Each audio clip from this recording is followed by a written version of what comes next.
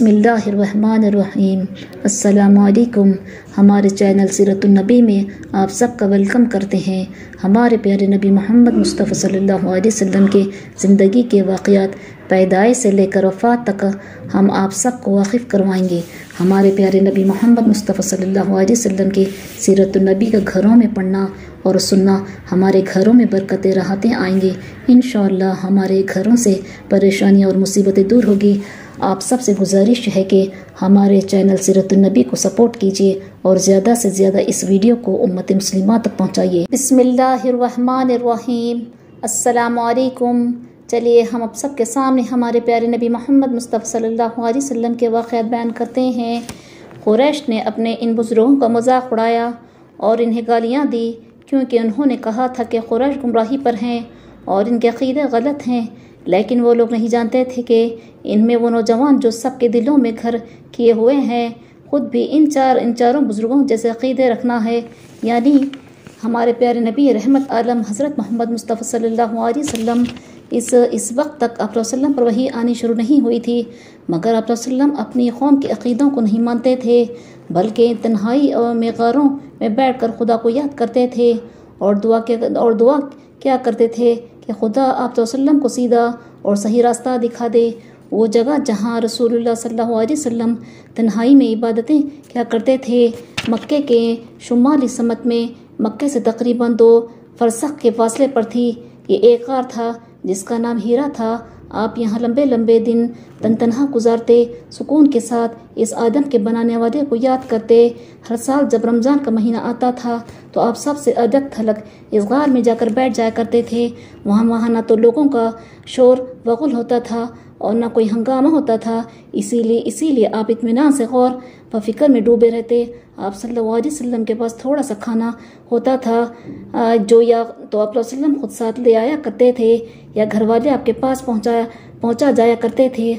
आप सल्लल्लाहु अलैहि वसल्लम इसी थोड़े से खाने पर गुजर फरमाया करते थे। इस तरह आप वसल्लम के दिन और आप वसल्लम की रातें गुजरती थी। आप सल्लल्लाहु अलैहि वसल्लम सोचते रहते थे और जहाँ हक और सच्चाई को देखते इसकी तरफ झुकते और जिसे बुराई समझते इससे परहेज फरमाते। आप सोचते कि जिस आदम में आप ज़िंदगी गुजार रहे हैं इसकी हैसियत क्या है, इसका राज क्या है। आप चाहते कि पर्दे सामने से हट जाए और हकीकत खुलकर आपके सामने आ जाए। इसके बाद कई साल गुजर गए और रसूलुल्लाह सल्लल्लाहु अलैहि वसल्लम के रात दिन इसी तरह गुजरते। थोड़े वक्फे से आप वसल्लम कई दिन के लिए गार में जाते। जब रमज़ान का महीना आता तो आप सल्लल्लाहु अलैहि वसल्लम पूरे महीने के लिए वहीं गोशनशीन हो जाते और फिर मक्के वापस तशरीफ़ लाते तो बैतुल्लाह शरीफ में जाते और काबे का तवाफ़ फरमाते। फिर आप सल्लल्लाहु अलैहि वसल्लम हज़रत खदीजा रज़ियल्लाहु तआला अन्हा और अपने बच्चों के पास तशरीफ़ लाते। हज़रत खदीजा रज़ियल्लाहु तआला अन्हा मोहब्बत और शफ़क़त के साथ पूछती है, आप खैरियत से हैं मोहम्मद सल्लल्लाहु अलैहि वसल्लम? आप जवाब देते हैं, हाँ खुदा का शुक्र है। फिर बच्चे आप वसल्लम के पास जमा हो जाते। इनमें जो छोटे थे वो आपसे लिपट जाते और बड़े आप वसल्लम से पूछते, आप कहाँ थे, हम भी आपके पास रहना चाहते हैं। आप सल्लल्लाहु अलैहि वसल्लम के साथ बहुत प्यार से पेश आते और बड़ी मोहब्बत से इनकी बातें सुनते और जवाब देते। आप जितनी देर अपने घर वालों के साथ रहते ये वक्त सबके लिए नहायत खुशी और मसरत का होता था। इसके बाद फिर आप सबसे अलग थलग और दूर इसी जगह तशरीफ़ ले जाते जिसका नाम गार हीरा था। लेकिन ये खुशी की घड़ियाँ जो आप अपने बच्चों के साथ गुजारते थे ज़्यादा देर तक बाकी नहीं रहे, क्योंकि थोड़े ही अरसे में आपकी नारीना औलाद को एक के बाद दीगर खुदा ने वापस अपने घर बुला लिया। सबसे पहले जनाब कासिम की वफ़ात हुई, फिर जनाब तैब का इंतकाल हुआ और आखिर में जनाब ताहिर भी खुदा को प्यारे हो गए। इस तरह बचपन में रसूलुल्लाह सल्लल्लाहु अलैहि वसल्लम ने माँ बाप के बिछड़ जाने का सदमा उठाया था और अब जवानी में औलाद गुजर जाने का गम बर्दाश्त फरमाया। अब आपकी सिर्फ साहिबजादियाँ रह गई थी जिनके नाम हज़रत ज़ैनब रज़ियल्लाहु तआला अन्हा, हज़रत रुक़ैया रज़ियल्लाहु तआला अन्हा, हज़रत उम्मे कुलसूम रज़ियल्लाहु तआला अन्हा और हज़रत फ़ातिमा रज़ियल्लाहु तआला अन्हा थे। जब हज़रत ज़ैनब रज़ियल्लाहु तआला अन्हा जवान हो गई तो आप सल्लल्लाहु अलैहि वसल्लम ने हज़रत खदीजा रज़ियल्लाहु तआला अन्हा के भांजे अबुल आस इब्ने रबी इब्ने अब्दुल शम्स से इनकी शादी कर दी। इसके बाद रसूलुल्लाह सल्लल्लाहु अलैहि वसल्लम ने अपनी दूसरी 2 साहिबजादियाँ हज़रत रुक़ैया रज़ियल्लाहु तआला अन्हा और हज़रत उम्मे कुलसूम रज़ियल्लाहु तआला अन्हा को अपने चचा अबू लहब के 2 लड़कों अतबा और अतीबा से ब्याह दिया। अब आपके पास صرف حضرت فاطمہ رضی اللہ تعالیٰ عنہ رہ گئی تھی جو ابھی کم عمر تھی۔ اس کے بعد رسول اللہ صلی اللہ علیہ وسلم کے نرینہ اولاد نہیں ہوئی، لیکن خدا کے فضل سے دو دوسرے بیٹے آپ کو مل گئے جو آپ صلی اللہ علیہ وسلم کے لیے اولاد جیسے ہو گئے اور آپ ان کے لیے باپ جیسے ہو گئے۔ ایک مرتبہ حضرت خدیجہ رضی اللہ تعالیٰ عنہ اپنے بھتیجے حکیم ابن حزام ابن خولیت سے ملنے گئی، واپس آئی اور تو ان کے ساتھ ایک خوبصورت لڑکا تھا۔ یہ حضرت زید ابن حارث تھے جو عکاس کے بازار میں فروخت کرنے کے لیے لائے گئے۔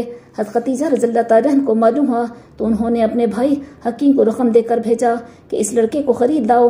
حکیم غلام خرید کر لے کر آئے۔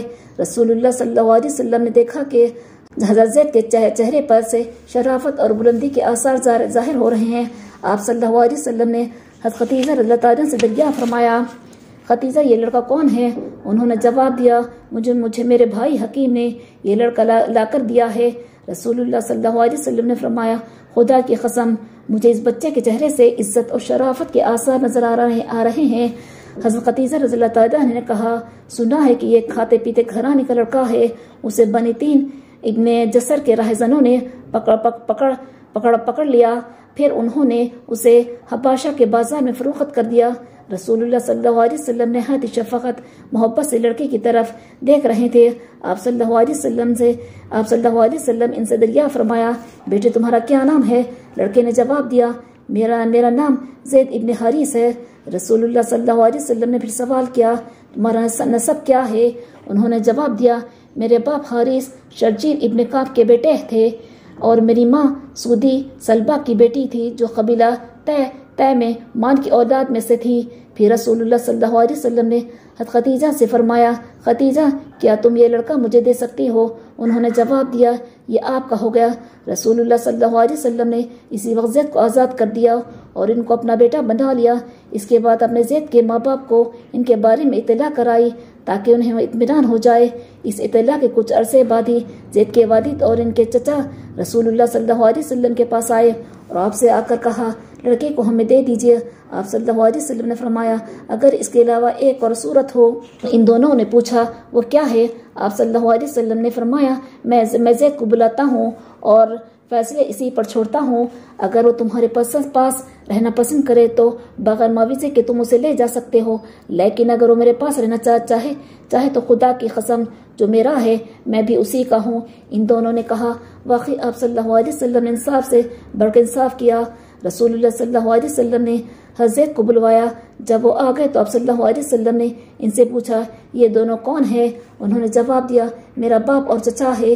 آپ صلی اللہ علیہ وسلم نے فرمایا، میں تمہیں اختیار دیتا ہوں، چاہو تو ان کے ساتھ چلے جاؤ اور چاہو تو میرے پاس رہو۔ انہوں نے جواب دیا، میں آپ کے پاس رہوں گا۔ حارث کو بہت غصہ آیا اور انہیں ڈانٹ کر زید سے کہا، زید کیا تو اپنے ماں باپ اور اپنی قوم اور اپنے شہر کے مقابلے میں غلامی کو پسند کرتا ہے؟ زید نے رسول اللہ صلی اللہ علیہ وسلم کی طرف اشارہ کر کے کہا، انہوں نے مجھے غلام بنا کر نہیں لیا ہے، بلکہ میں نے خود ان میں کچھ باتیں دیکھی ہیں جن کی وجہ سے میں کبھی ان سے جدا نہیں ہو سکتا۔ اسی وقت رسول اللہ صلی اللہ علیہ وسلم نے زید کا ہاتھ پکڑا اور انہیں لے کر قریش کے مجمع میں آئے اور فرمایا، آپ سب گواہ ہیں نا کہ میرا بیٹا ہے۔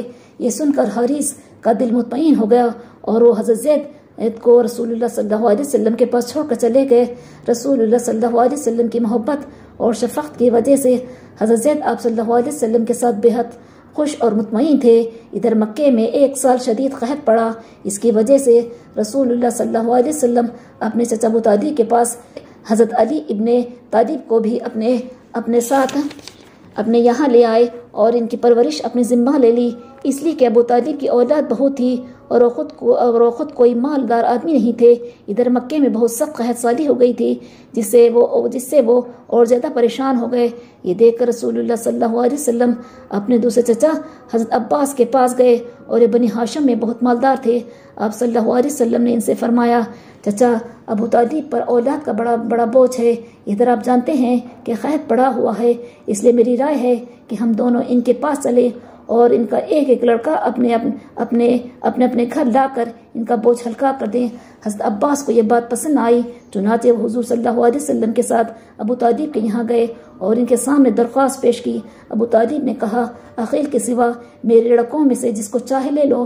یہ سن کر حضرت عباس نے جعفر کو لے لیا اور رسول اللہ صلی اللہ علیہ وسلم نے حضرت علی کو لے لیا۔ اس کے بعد رسول اللہ صلی اللہ علیہ وسلم حضرت علی رضی اللہ تعالیٰ عنہ کے ساتھ باپ جیسی شفقت کا معاملہ کرتے اور حضرت علی رسول اللہ صلی اللہ علیہ وسلم کے ساتھ ایک فرمانبردار بیٹے کی طرح رہتے۔